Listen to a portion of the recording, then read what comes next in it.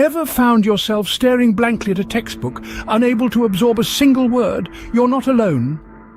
It's a common experience, a struggle that many of us have faced. We've all been there. A sea of words in front of us seeming more like hieroglyphics than comprehensible information. This struggle, it's not a reflection of your intelligence or your worth, but rather a sign that the studying methods you're employing might not be the most effective for you.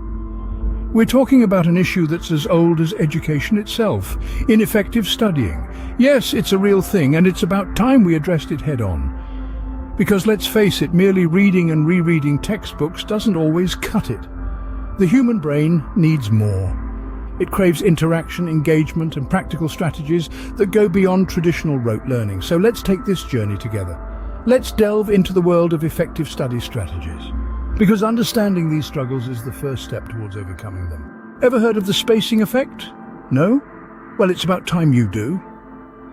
The spacing effect, my dear listeners, is a fascinating phenomenon. It's a psychological principle that suggests we remember information more effectively when we study it several times over a long period, rather than cramming everything into one intense session.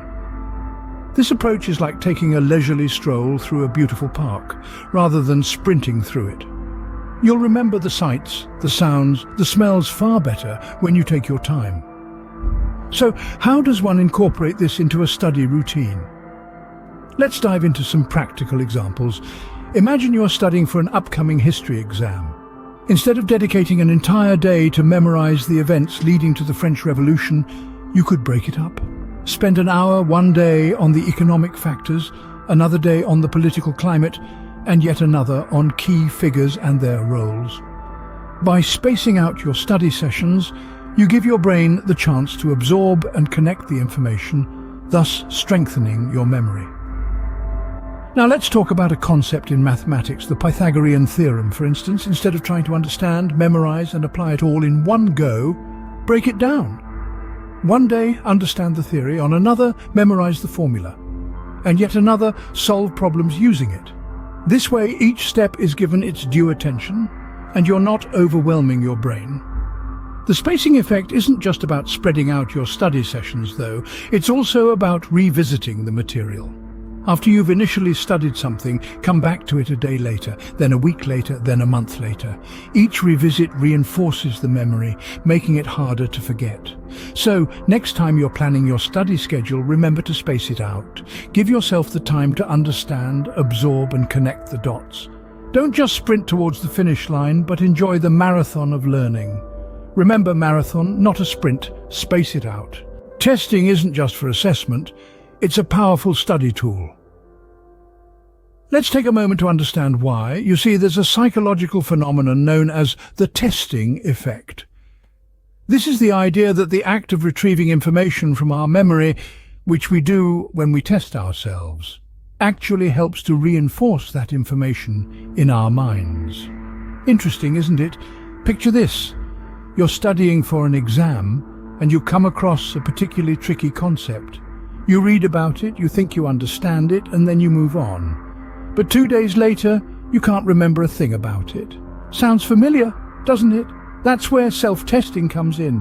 When you test yourself, you're actively engaging your brain, forcing it to recall information. And when you do this over and over again, your brain starts to recognize this information as important, and it gets stored in your long-term memory.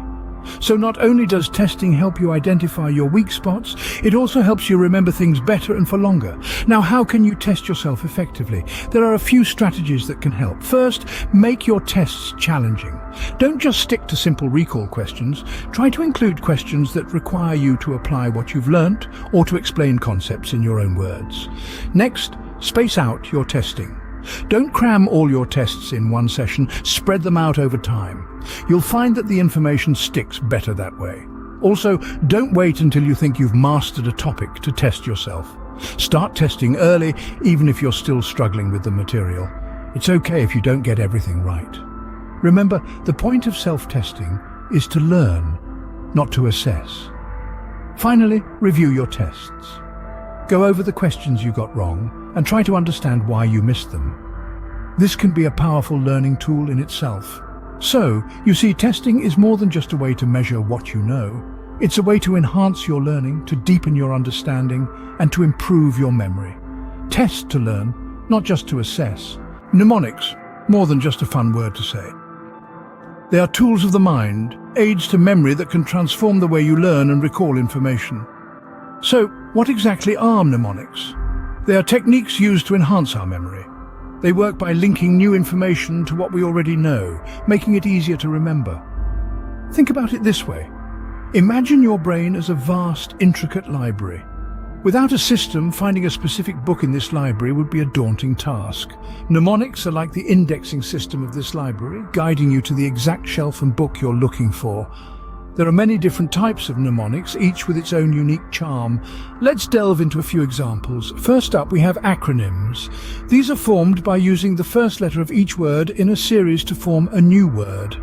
An example that we all know is NASA, which stands for National Aeronautics and Space Administration. Simple, isn't it? Next, we have rhymes and music. Our brains love patterns and rhythms. Do you remember learning the alphabet? Most likely you sang it. That's a mnemonic at work. Then there are visualizations. These involve creating a mental image to remember a piece of information. For instance, to remember that the sun is a star, you might visualize a sun wearing a pair of star-shaped sunglasses. And lastly, the method of loci, a technique that involves associating information with specific locations in a sequence. Think of it as a mental walk through a familiar route, with each stop along the way representing a piece of information. Creating mnemonics is a personalized process. It's all about finding what resonates with you, what makes the information stick in your mind. So experiment, play around with these techniques, and see what works best for you. To sum it up, mnemonics are more than memory aids. They're a way to make learning fun, engaging, and most importantly, effective. So go ahead, make your study sessions memorable with mnemonics. Scene script. Active recall, an open secret to effective studying. Enter the world of active recall, a potent tool often overlooked in the realm of studying. It's not a cryptic process, but rather a simple practice of bringing information to mind without the help of material aids. You might be wondering, how does this aid in strengthening our memory? Let's delve into the science behind it. When we engage in active recall, we're not just passively absorbing information. Instead, we're actively stimulating our memory during the learning process. This stimulation strengthens the neural pathways associated with the information, making it easier to retrieve when needed. Think of it as the difference between tracing over a sketch versus freehand drawing. The latter reinforces the memory of the image more deeply, doesn't it? So how can you incorporate active recall into your study sessions? It's simpler than you might think. Start by asking yourself questions about the material you've just studied. This could range from basic recall, like what are the key points of this chapter, to more complex queries such as how does this concept relate to what I learned before? Don't shy away from the struggle of recalling. That moment of difficulty, that pause before the answer pops into your mind, is the golden moment where your brain is working hard and thus learning the most. That's the magic of active recall. Flashcards, whether traditional or digital, are an excellent tool for facilitating active recall. Write a question on one side, the answer on the other, and voila, you have a portable study aid that promotes active engagement with the material. Another method is the teach it back strategy. Imagine explaining the material to someone else. If you can do it without looking at your notes, congratulations, you've successfully recalled the information. Remember, the goal isn't to make studying harder, it's to make it more effective. Active recall might feel challenging at first, but with consistent practice, it becomes second nature. Don't just read, recall. Strategies in hand, are you ready to conquer your studies? Well, let's take a quick stroll down memory lane. We began by acknowledging the struggle, didn't we?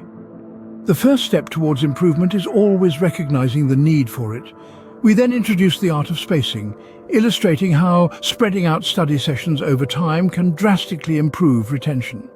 It's not about how long you study, but rather how you distribute that time. Next, we dived into the power of testing, a strategy that leverages the brain's ability to learn from mistakes.